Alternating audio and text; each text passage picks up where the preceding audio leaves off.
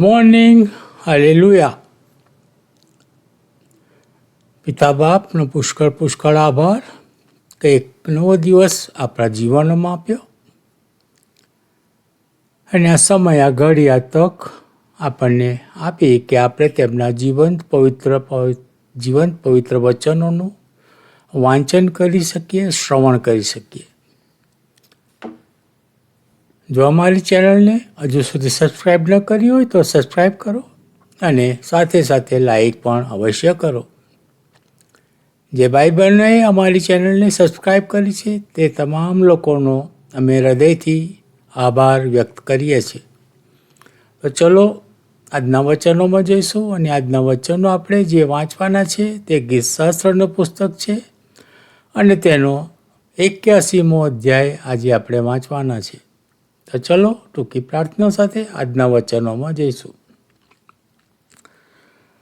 સ્વર્ગ નિવાસી અમારા સૈન્યોના દેવી યહોવા બાપ, તમારો આભાર, ઉપકાર માનીએ છીએ કે એક નવો દિવસ તમે અમારા જીવનમાં આપ્યો અને આ સમય, આ ઘડી, આ તક તમે અમને આપી કે અમે તમારા જીવન પવિત્ર વચનોનું વાંચન અમારી માતૃભાષામાં કરી શકીએ છીએ. પિતા બાપ, આભાર માનીએ છીએ. આ વચનોને આશીર્વાદિત કરજો.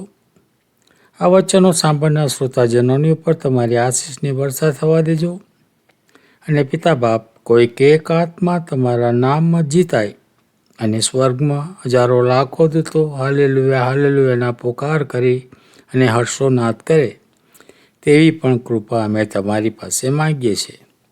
તમારા હાથોમાં સોંપાતા અમારી આ પ્રાર્થના ઈસુ મસીહના નામમાં તમારી સમક્ષ લાવીએ છીએ. સાંભળો અને તેનો સ્વીકાર કરો પિતા. આમીન આમીન. ગીતશાસ્ત્રનું પુસ્તક અને તેનો 81મો અધ્યાય. પર્વનું ગીત. ઈશ્વર જે આપણું સામર્થ્ય છે તેમની આગળ મોટેથી ગાઓ. યાકૂબના ઈશ્વરની આગળ હર્ષનાદ કરો. ગીત ચડાવો, ઢોલક તથા સિતાર મધુર વીણા સહિત વગાડો. ચંદ્રદર્શન તેમ પૂનમને સમયે એટલે આપણા પવિત્ર પર્વને દિવસે રણશીંગડું વગાડો. કેમ કે એમ કરવું એ ઇઝરાયલને માટે વિધિ છે. તે યાકૂબના ઈશ્વરનો ઠરાવ છે. તે મિસર દેશની સામે નીકળ્યા ત્યારે તેમણે યુસુફમાં એ સાક્ષી ઠરાવી. હું ઓળખતો નહોતો એવાની વાણી મેં ત્યાં સાંભળી. મેં તેના ખભાનો ભાર ઉતાર્યો, તેના હાથ ટોપલાથી છૂટા થયા. સંકટમાં તે પોકાર કર્યો એટલે મેં તને છોડાવ્યો. ગુપ્ત સ્થાનમાંથી ગર્જના દ્વારા મેં તને ઉત્તર આપ્યો. મરીબાના પાણી આગળ મેં તારી પરીક્ષા કરી. સેલા. હે મારા લોકો, સાંભળો, હું તમારી આગળ સાક્ષી પૂરીશ. હે ઇઝરાયલ, જો તું મારું સાંભળે તો કેવું સારું. તારામાં કોઈ અન્ય દેવ ન હોવો જોઈએ. તું કોઈ પારકા દેવની પૂજા કરીશ નહીં. તને મિસર દેશમાંથી કાઢી લાવનાર તારો ઈશ્વર યહોવા હું છું. તારું મુખ ઉઘાડ એટલે તે હું ભરીશ. પણ મારા લોકોએ મારી વાણી સાંભળી નહીં, ઇઝરાયલે મને ચાહ્યો નહીં.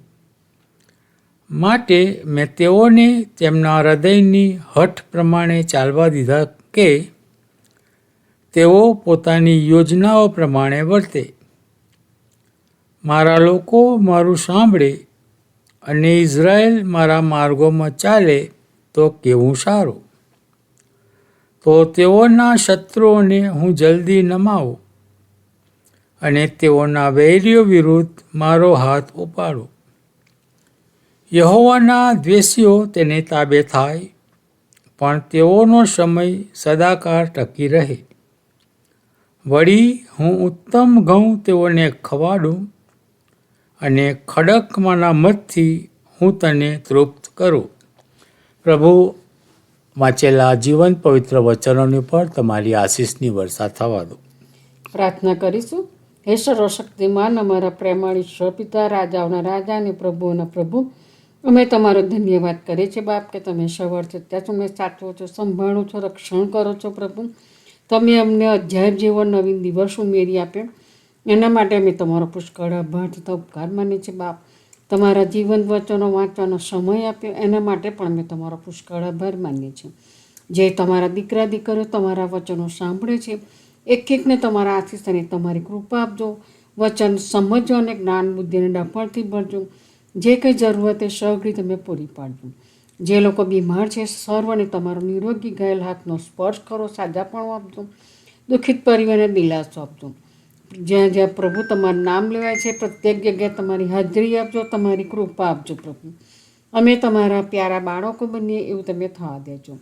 તમારા સંતો સેવકોના મુખની વાણી તમે થજો અને એ દ્વારા અનેક આત્માઓ તમારી ગમ ફરે એવું તમે થવા દેજો.